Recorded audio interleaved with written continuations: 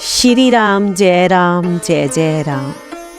सती जी ने श्री रघुनाथ जी के प्रभाव को समझकर डर के मारे शिवजी से छिपाव किया और कहा, हे स्वामिन, मैंने कुछ भी परीक्षा नहीं ली। वहाँ जाकर आपकी ही तरह प्रणाम किया। आपने जो कहा वह झूठ नहीं हो सकता। मेरे मन में ये बड़ा पूरा विश्वास है। तब शिवजी ने ध्यान करके देखा और सती ने जो चरित्र किया था सब जान लिया। फिर श्री रामचंद्र जी की माया को सिर नवाया, जिसने प्रेरणा करके सती के मुंह से भी झूठ कहला दिया। सुजान शिवजी ने मन में विचार किया कि हरि की इच्छा रूपी भावी प्रबल है। सती जी ने सीता जी का वेश धारण किया। ये जानकर शिवजी के हृदय बड़ा विषाद हुआ। उन्होंने सोचा कि यदि मैं अब सती से प्रीति करता हूँ तो भक्ति मार्ग लुप्त हो जाता है और बड़ा अन्याय होता है। सती परम पवित्र है, इसलिए इन्हें छोड़ते भी नहीं बनता, पर प्रेम करने में बड़ा पाप है। प्रकट करके महादेव जी कुछ भी नहीं कहते, परंतु इनके हृदय में बड़ा संताप है।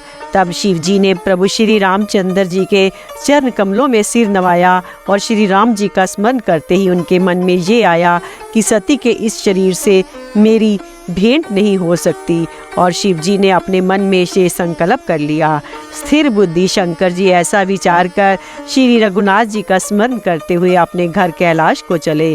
चलते समय सुंदर आकाशवाणी हुई कि हे महेश, आपकी जय हो। आपने भक्ति की अच्छी दृढ़ता की। आपको छोड़कर दूसरा कौन ऐसी प्रतिज्ञा कर सकता है। आप श्री रामचंद्र जी के भक्त हैं, समर्थ हैं और भगवान हैं। इस आकाशवाणी को सुनकर सती जी के मन में चिंता हुई और उन्होंने सकुचाते हुए शिव जी से पूछा, हे कृपालु, कहिए आपने कौन सी प्रतिज्ञा की है। हे प्रभु, आप सत्य के धाम और दीन दयालु हैं।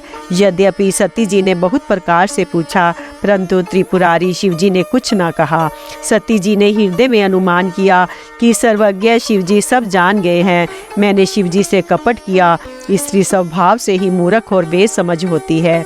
प्रीति की सुंदर रीति देखिए कि जल भी दूध के साथ मिलकर दूध के समान भाव दिखता है, परंतु फिर कपट रूपी खटाई पड़ते ही पानी अलग हो जाता है, दूध फट जाता है और स्वाद जाता रहता है।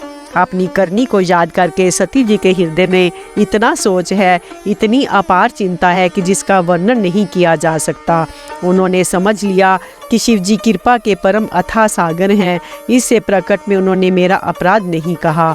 शिव जी का रुख देखकर सती जी ने जान लिया कि स्वामी ने मेरा त्याग कर दिया है और वे हृदय में व्याकुल हो उठी। अपना पाप समझकर कुछ कहते नहीं बनता, परंतु हृदय भीतर ही भीतर कुम्हार की आंव के समान अत्यंत जलने लगा। वृषकेतु शिव जी ने सती को चिंता युक्त जानकर उन्हें सुख देने के लिए सुंदर कथाएं कही। इस प्रकार मार्ग में विविध प्रकार के इतिहासों को कहते हुए विश्वनाथ कैलाश जा पहुँचे। वहाँ फिर शिव जी अपनी प्रतिज्ञा को याद करके बड़ के पेड़ के नीचे पद्म आसन लगाकर बैठ गए। शिव जी ने अपना स्वाभाविक रूप संभाला। उनकी अखंड और अपार समाधि लग गई। तब सती जी कैलाश पर रहने लगी। उनके मन में बड़ा दुख था। इस रहस्य को कोई कुछ भी नहीं जानता था। उनका एक एक दिन युग के समान बीत रहा था। सती जी के हृदय में नित्य नया और भारी सोच हो रहा था कि मैं इस दुख समुद्र के पार कब जाऊंगी। मैंने जो श्री रघुनाथ जी का अपमान किया, फिर पति के वचनों को झूठ जाना, उसका फल विधाता ने मुझको दे दिया। जो उचित था वही किया, परंतु हे विधाता, अब तुझे ये उचित नहीं है जो शंकर से विमुख होने पर भी मुझे जिला रहा है। सती जी के हृदय की ग्लानि कुछ कही नहीं जाती। बुद्धिमती सती जी ने मन में श्री रामचंद्र जी का स्मरण किया और कहा, हे प्रभु, यदि आप दीन दयालु कहलाते हैं और वेदों ने आपका ये यश गाया है कि आप दुखों को हरने वाले हैं, तो मैं हाथ जोड़कर विनती करती हूँ कि मेरी ये देह जल्दी छूट जाए। यदि मेरा शिव जी के चरणों में प्रेम है और मेरा ये प्रेम का व्रत मन वचन और कर्म आचरण से सत्य है, तो हे सर्वदर्शी प्रभु, सुनिए और शीघ्र वह उपाय कीजिए जिससे मेरा मरण हो और बिना ही परिश्रम ये पति परित्याग रूपी असह्य विपत्ति दूर हो जाए। दक्ष सुता सती जी इस प्रकार बहुत दुखी थी। उनको इतना दारुण दुख था कि जिसका वर्णन नहीं किया जा सकता। 87,000 वर्ष बीत जाने पर अविनाशी शिवजी ने समाधि खोली।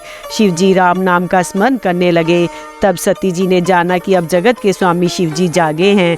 उन्होंने जाकर शिवजी के चरणों में प्रणाम किया। शिवजी ने उनको बैठने के लिए सामने आसन दिया। शिवजी भगवान हरि की रसमयी कथाएं कहने लगे। उसी समय दक्ष प्रजापति हुए। ब्रह्मा जी ने सब प्रकार से योग्य देख समझकर दक्ष को प्रजापतियों का नायक बना दिया। जब दक्ष ने इतना बड़ा अधिकार पाया तब उनके हृदय में अत्यंत अभिमान आ गया। जगत में ऐसा कोई नहीं पैदा हुआ जिसको प्रभुता पाकर मद ना हो।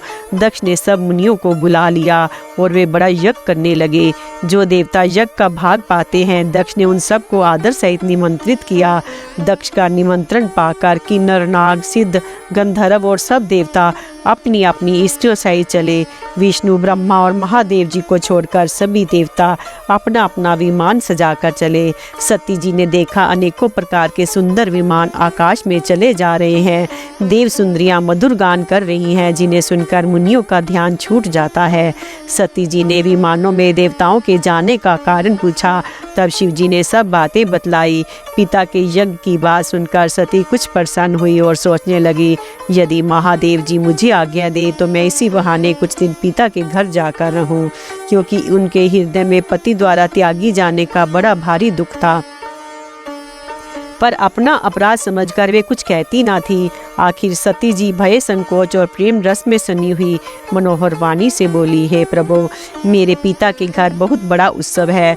यदि आपकी आज्ञा तो हे कृपा धाम, मैं आदर सहित उसे देखने जाऊं। शिव जी ने कहा, तुमने बात तो अच्छी कही, ये मेरे मन को भी पसंद आई, पर उन्होंने न्योता नहीं भेजा, ये अनुचित है।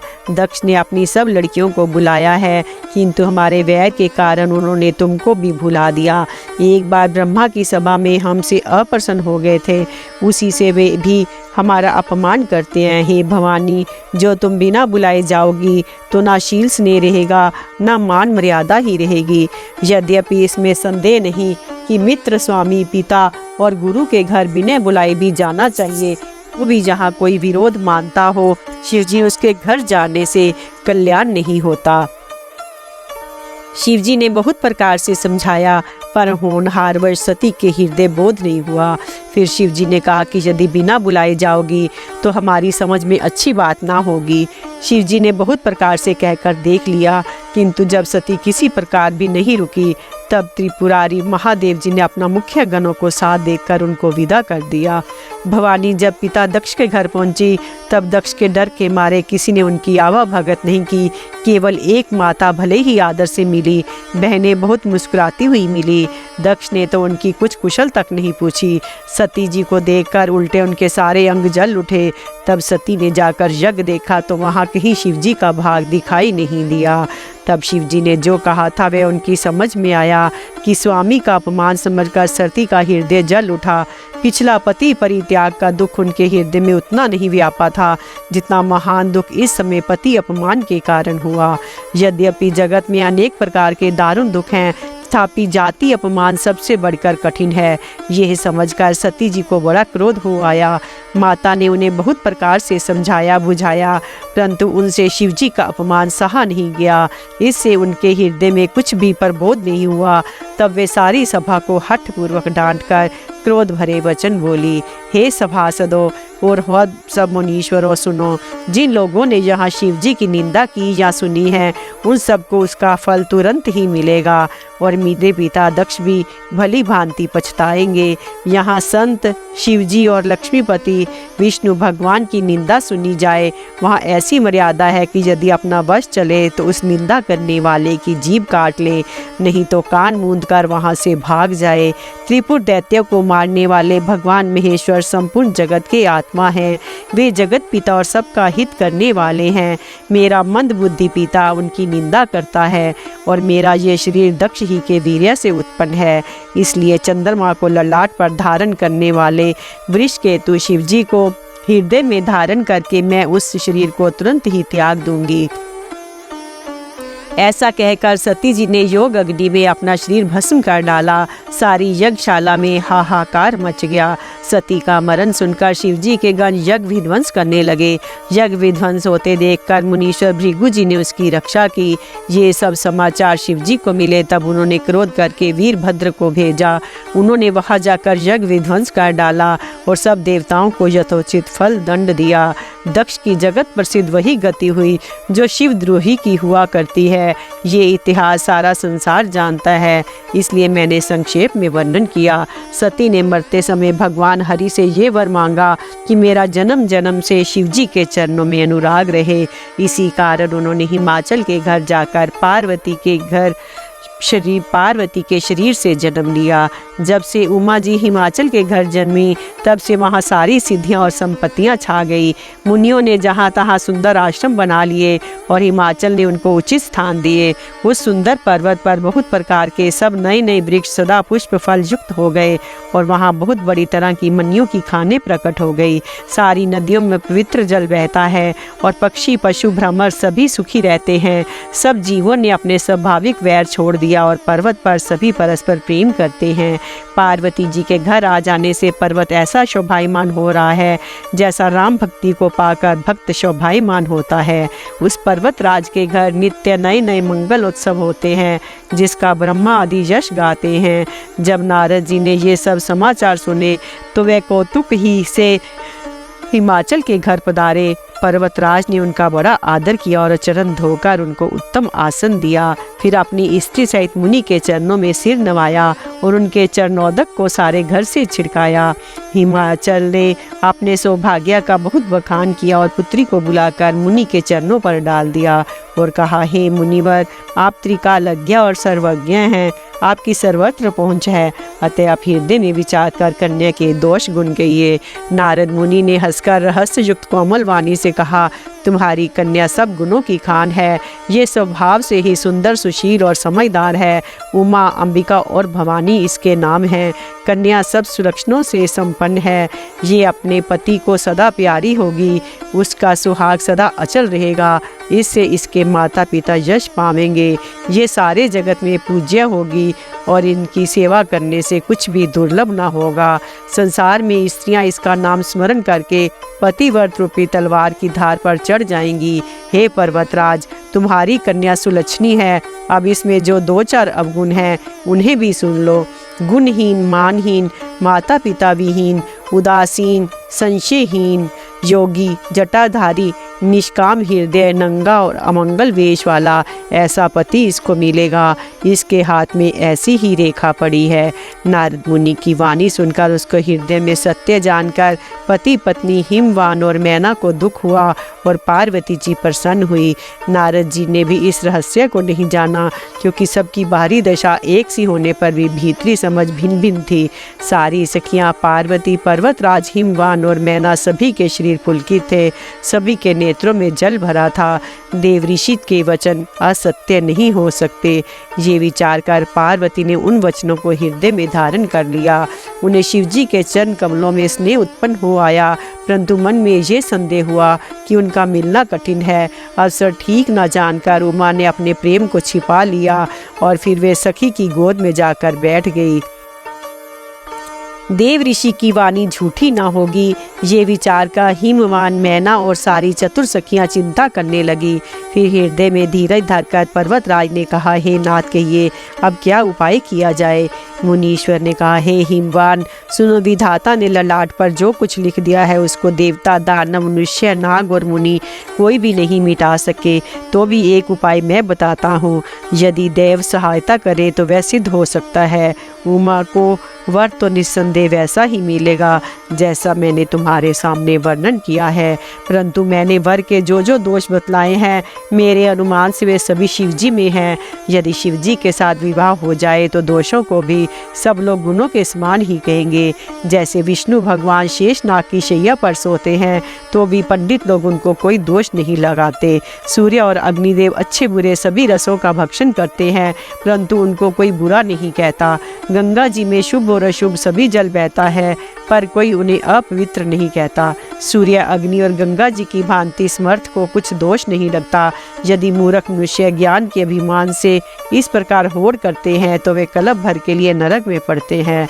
भला कहीं जीव भी ईश्वर के समान सर्वथा स्वतंत्र हो सकता है? गंगा जल से भी बनाई हुई मदिरा को जानकर संत लोग कभी उसका पान नहीं करते, पर वही गंगा जी में मिल जाने पर जैसे पवित्र हो जाती है। ईश्वर और जीव में वैसा ही भेद है। शिव जी सहज ही समर्थ हैं क्योंकि वे भगवान हैं, इसलिए इस विवाह में सब प्रकार कल्याण है।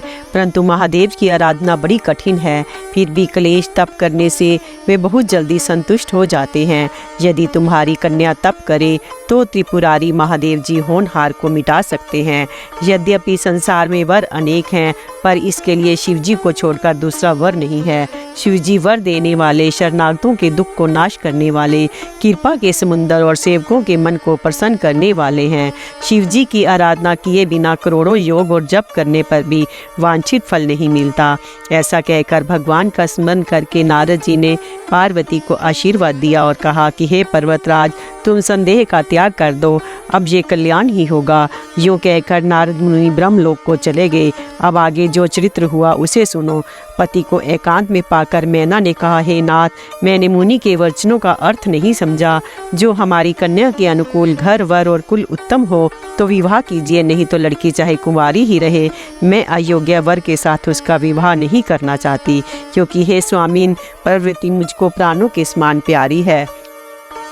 यदि पार्वती के योग्य वर ना मिला तो सब लोग कहेंगे कि पर्वत स्वभाव से ही जड़ मूर्ख होते हैं। हे स्वामी, इस बात को विचार कर ही विवाह कीजिएगा, जिसमें फिर पीछे हृदय में संताप ना हो।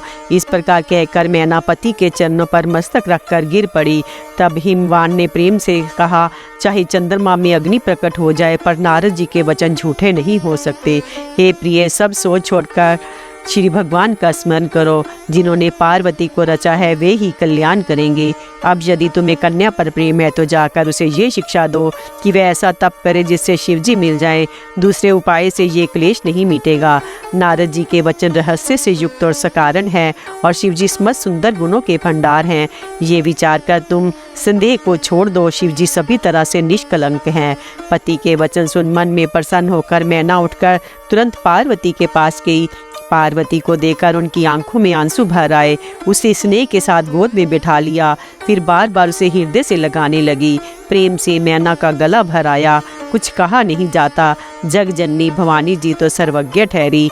माता के मन की दशा को जानकर वे माता को सुख देने वाली कोमल वाणी से बोली, माँ सुन, मैं तुझे सुनाती हूँ। मैंने ऐसा स्वप्न देखा है कि मुझे एक सुंदर गौर वरण श्रेष्ठ ब्राह्मण ने ऐसा उपदेश दिया है। हे पार्वती, नारद जी ने जो कहा है उसे सत्य समझकर तू जाकर तप कर। फिर ये बात तेरे माता पिता को भी अच्छी लगी है। तप सुख देने वाला और दुख दोष का नाश करने वाला है। तप के बल से ही ब्रह्म संसार को रचते हैं। तप के बल से ही विष्णु सारे जगत का पालन करते हैं। तप के बल से ही शंभु रुद्र रूप से जगत का संहार करते हैं और तप के बल से ही शेष जी पृथ्वी का भार धारण करते हैं। हे भवानी, सारी सृष्टि तप के ही आधार पर है। ऐसा जी में जानकर तू जाकर तप कर। ये बात सुनकर माता को बड़ा अचरज हुआ और उसने हिमवान को बुलाकर वह स्वप्न सुनाया। माता पिता को बहुत तरह से समझाकर बड़े हर्ष के साथ पार्वती जी तप करने के लिए चली।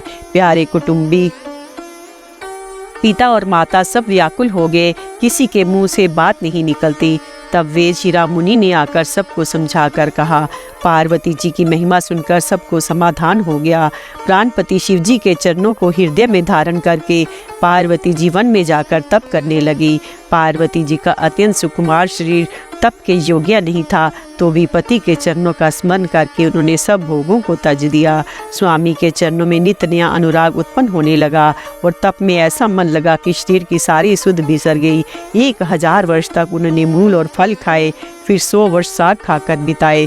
कुछ दिन जल और वायु का भोजन किया, फिर कुछ दिन कठोर उपवास किए। जो बेल पत्तर सूख कर पृथ्वी पर गिरते थे, 3000 वर्ष तक उन्हीं को खाया। फिर सूखे पत्ते भी छोड़ दिए। तभी पार्वती का नाम अपर्णा हुआ। तब से उन उमा का शरीर क्षीण देखकर आकाश से गंभीर ब्रह्मवाणी हुई, हे पर्वत राज की कुमारी, सुन, तेरा मनोरथ सफल हुआ। तू अब सारे असह क्लेशों को, कठिन तप को त्याग दे। अब तुझे शिवजी मिलेंगे। हे भवानी, धीर मुनि और ज्ञानी बहुत हुए हैं, पर ऐसा कठोर तप किसी ने नहीं किया। अब तू इस श्रेष्ठ ब्रह्म की वाणी को सदा सत्य और निरंतर पवित्र जानकर अपने हृदय में धारण कर। जब तेरे पिता बुलाने को आवे तब हठ छोड़कर घर चली जाना, और जब तुम्हें शपथ ऋषि मिले तब इस वाणी को ठीक समझना। इस प्रकार आकाश से कही हुई ब्रह्मा की वाणी को सुनते ही पार्वती जी प्रसन्न हो गई और हर्ष के मारे उनका शरीर पुलकित हो गया। याज्ञवल्क्य जी ने भरद्वाज से बोले कि मैंने पार्वती का सुंदर चरित्र सुनाया, अब शिवजी का सुहावना चरित्र सुनो। जब से सती ने जाकर शरीर त्याग किया तब से शिवजी के मन में वैराग्य हो गया। वे सदा श्री रघुनाथ जी का नाम जपने लगे और जहाँ तहाँ श्री रामचंद्र जी के गुणों की कथाएं सुनने लगे। चिदानंद, सुख के धाम, मोह मद और काम से रहे शिवजी संपूर्ण लोगों को आनंद देने वाले भगवान श्री हरि श्री रामचंद्र जी को हृदय में धारण कर भगवान के ध्यान में मस्त हुए पृथ्वी पर विचरने लगे। वे कहीं मुनियों को ज्ञान का उपदेश करते, कहीं श्री रामचंद्र जी के गुणों का वर्णन करते थे। यद्यपि सुजान शिवजी निष्काम हैं, तो भी वे भगवान अपने भक्त सती के वियोग के दुख से दुखी हैं। इस प्रकार बहुत समय बीत गया। श्री राम जी के चंद्र के चरणों में नित्य नई प्रीति हो रही है। शिव जी के कठोर नियम, अन्याय, प्रेम और उनके हृदय में भक्ति की अटल टेक को जब श्री रामचंद्र जी ने देखा तब कृतज्ञ, उपकार मानने वाले, कृपालु रूप और शील के भंडार, महान तेज पूज भगवान श्री रामचंद्र जी प्रकट हुए। उन्होंने बहुत तरह से शिव जी की सराहना की और कहा कि आपके बिना ऐसा कठिन व्रत कौन निभा सकता है। श्री रामचंद्र जी ने बहुत प्रकार से शिव जी को समझाया और पार्वती जी का जन्म सुनाया। कृपा निधान श्री रामचंद्र जी ने विस्तार पूर्वक पार्वती जी की अत्यंत पवित्र करनी का वर्णन किया। फिर उन्होंने शिव जी से कहा, हे शिव जी, यदि मुझ पर आपका स्नेह है तो अब आप मेरी विनती सुनिए। मुझे ये मांग दीजिए कि आप जाकर पार्वती के साथ विवाह कर लें। शिव जी ने कहा, यद्यपि ऐसा उचित नहीं है, परंतु स्वामी की बात भी मेटी नहीं जा सकती। हे नाथ, मेरा यही परम धर्म है कि मैं आपकी आज्ञा को सिर पर रखकर उसका पालन करूं। माता पिता, गुरु और स्वामी की बात को बिना ही विचारे शुभ समझकर करना मानना चाहिए। फिर आप तो सब प्रकार से मेरे परम हितकारी हैं। हे नाथ, आपकी आज्ञा मेरे सिर पर है। शिवजी की भक्ति, ज्ञान और धर्म से युक्त वचन रचना सुनकर प्रभु श्री रामचंद्र जी संतुष्ट हो गए। प्रभु ने कहा, हे हर, आपकी प्रतिज्ञा पूरी हो गई। अब हमने जो कहा है उसे हृदय में रखना।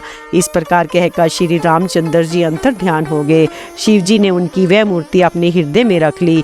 उसी समय सप्तऋषि शिव जी के पास आए। प्रभु महादेव जी ने उनसे अत्यंत सुहावने वचन कहे, आप लोग पार्वती के पास जाकर उनके प्रेम की परीक्षा लीजिए और हिमाचल को कहकर उन्हें पार्वती को लिवा लाने के लिए भेजिए तथा पार्वती को घर भिजवाइए और उनके संदेह को दूर कीजिए। ऋषियों ने वहां जाकर पार्वती को कैसी देखा, मानो मूर्तिमान तपस्या ही हो। मुनि बोले, हे शैल कुमारी, सुनो, तुम किस लिए इतना कठोर तप कर रही हो? तुम किसकी आराधना करती हो और क्या चाहती हो? हमसे अपना सच्चा भेद क्यों नहीं कहती? पार्वती ने कहा, बात कहते मन बहुत सकुचाता है। आप लोग मेरी मूर्खता सुनकर हंसेंगे। मन ने हठ पकड़ लिया है, वह उपदेश नहीं सुनता और जल पर दीवार उठाना चाहता है। नारद जी ने जो कह दिया उसे सत्य जानकर मैं बिना ही पंख के उड़ना चाहती हूँ।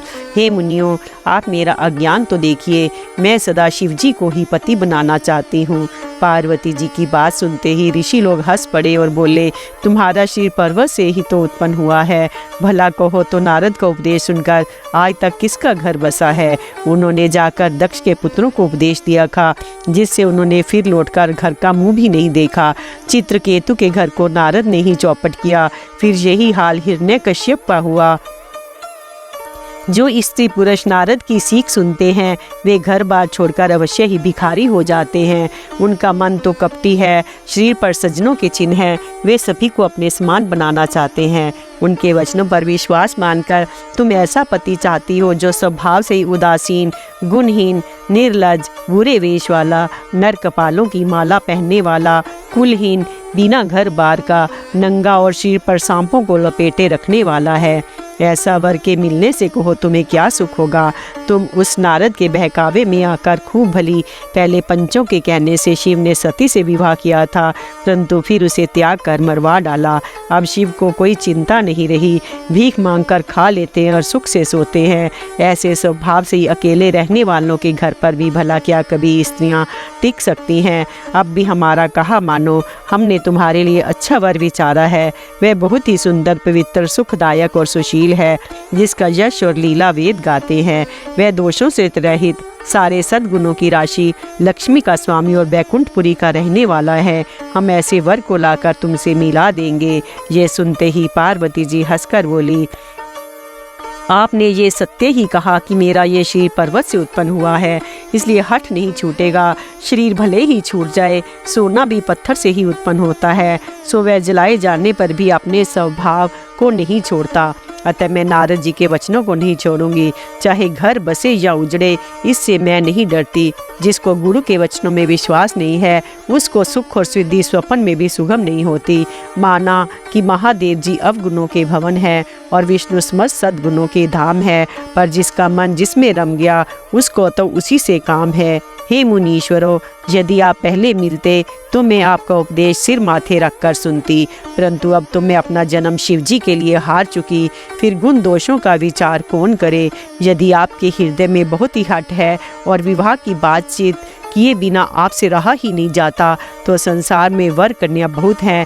खिलवाड़ करने वाले को आलस्य तो होता नहीं, और कहीं जाकर कीजिए। मेरा तो करोड़ जन्मों तक यही हट रहेगा, या तो शिवजी को वरूंगी, नहीं तो कुमारी ही रहूंगी। स्वयं शिवजी 100 बार कहे तो भी नारद जी के उपदेश को नहीं छोड़ूंगी। जगजननी पार्वती जी ने फिर कहा, मैं आपके पैरों पड़ती हूँ, आप अपने घर जाइए, बहुत देर हो गई। शिवजी में पार्वती का ऐसा प्रेम देखकर ज्ञानी मुनि बोले, हे जगजननी, हे भवानी, आपकी जय हो, जय हो। आप माया हैं और शिवजी भगवान हैं, आप दोनों समस्त जगत के माता पिता हैं। ये कहकर मुनि पार्वती जी के चरणों में सिर नवाकर चल दिए। उनके शरीर बार बार पुलकित हो रहे थे।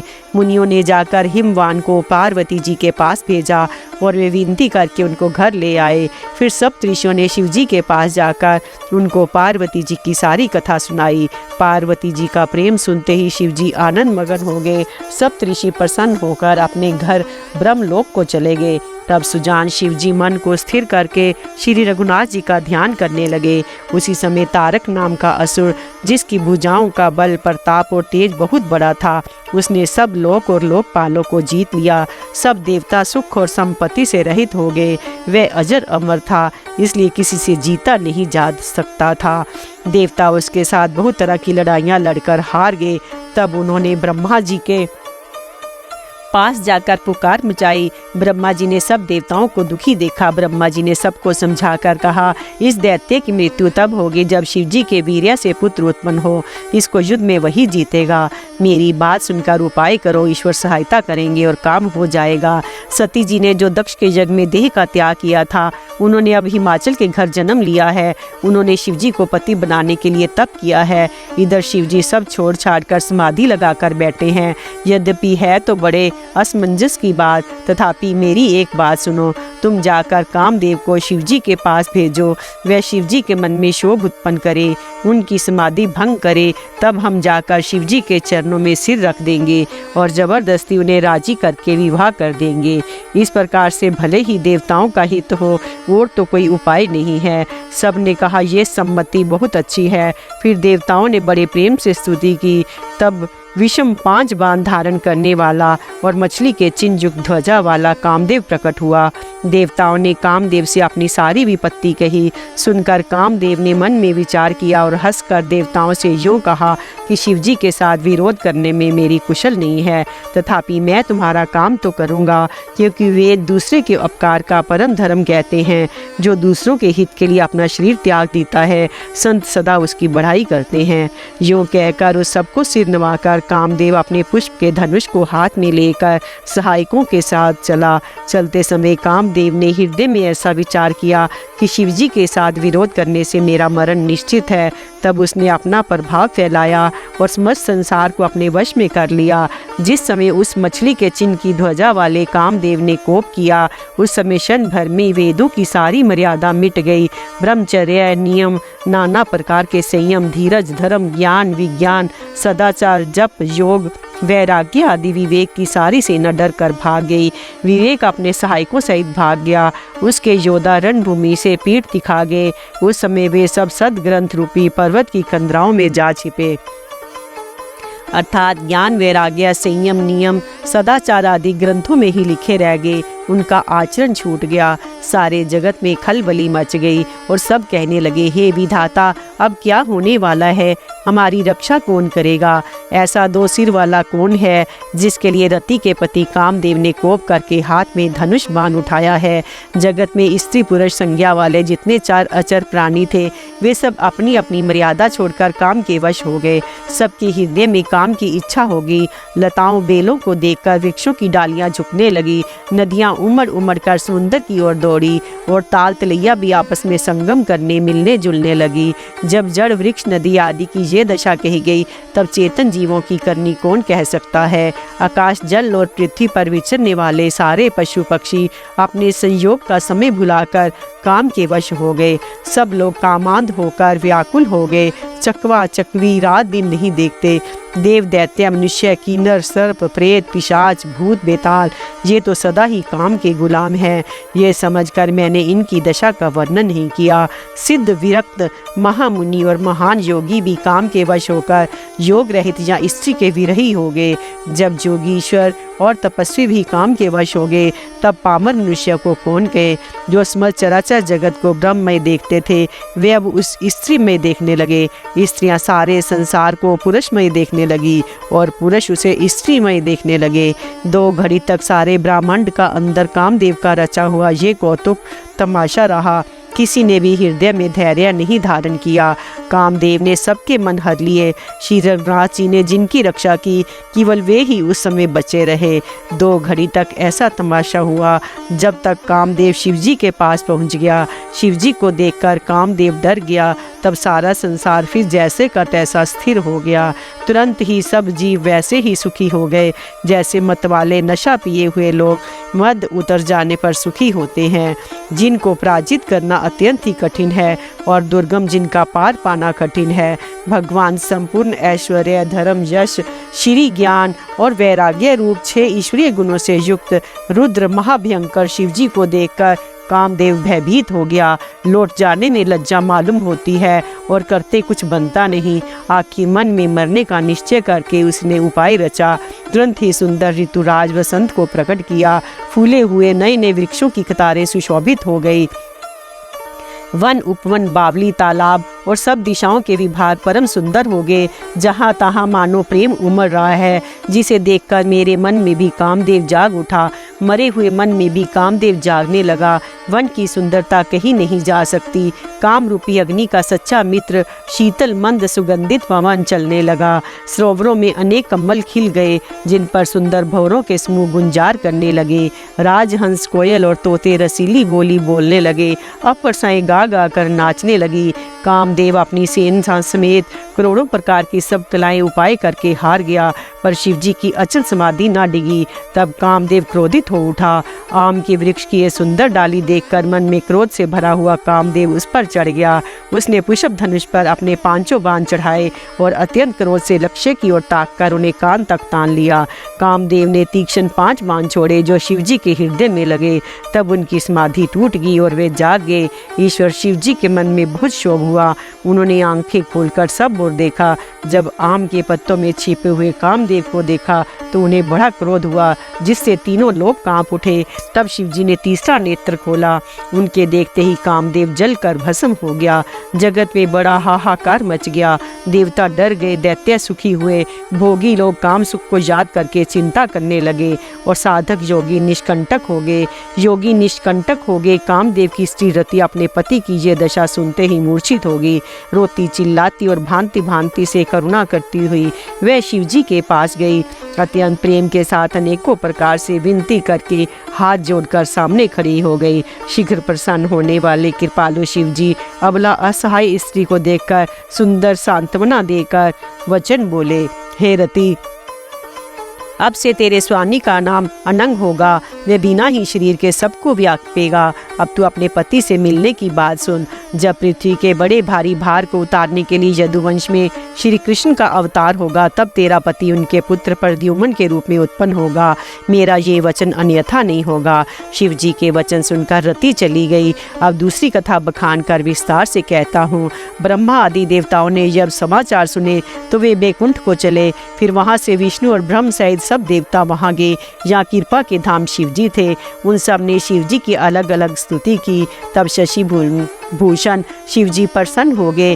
कृपा के समुंदर शिव जी बोले, हे देवताओं, कहिए आप किस लिए आए हैं। ब्रह्मा जी ने कहा, हे प्रभु, आप अंतर्यामी हैं, तथापि हे स्वामी, भक्तिवश मैं आपसे विनती करता हूँ। हे शंकर, सब देवताओं के मन में ऐसा परम उत्साह है। हे नाथ, वे अपनी आंखों से आपका विवाह देखना चाहते हैं। हे कामदेव की मद को चूर करने वाले, आप ऐसा कुछ कीजिए जिससे सब लोग इस उत्सव को नेत्र भर कर देखें। हे कृपा के सागर, कामदेव को भस्म करके आपने रति को जो वरदान दिया सो बहुत ही अच्छा किया। हे नाथ, श्रेष्ठ स्वामियों का ये सहज स्वभाव ही है कि वे पहले दंड देकर फिर कृपा किया करते हैं। पार्वती जी ने अपार तप किया है, अब उन्हें अंगीकार कीजिए। ब्रह्मा जी की प्रार्थना सुनकर और प्रभु श्री रामचंद्र जी के वचनों को याद करके शिव जी ने प्रसन्नता पूर्वक कहा, ऐसा ही हो। तब देवताओं ने नगाड़े बजाए और फूलों की वर्षा करके जय हो, देवताओं के स्वामी की जय हो, ऐसा कहने लगे। उचित अवसर जानकर शपथ ऋषि आए और ब्रह्मा जी ने तुरंत ही उन्हें हिमाचल के घर भेज दिया। वे पहले वहां गए जहां पार्वती जी थी। उनसे छल से भरे मीठे विनोद युक्त आनंद पहुंचाने वाले वचन बोले। नारद जी के उपदेश से तुमने उस समय हमारी बात नहीं सुनी। अब तो तुम्हारा प्रण झूठा हो गया, क्योंकि महादेव जी ने काम को ही भस्म कर डाला। मास प्रायण तीसरा विश्राम।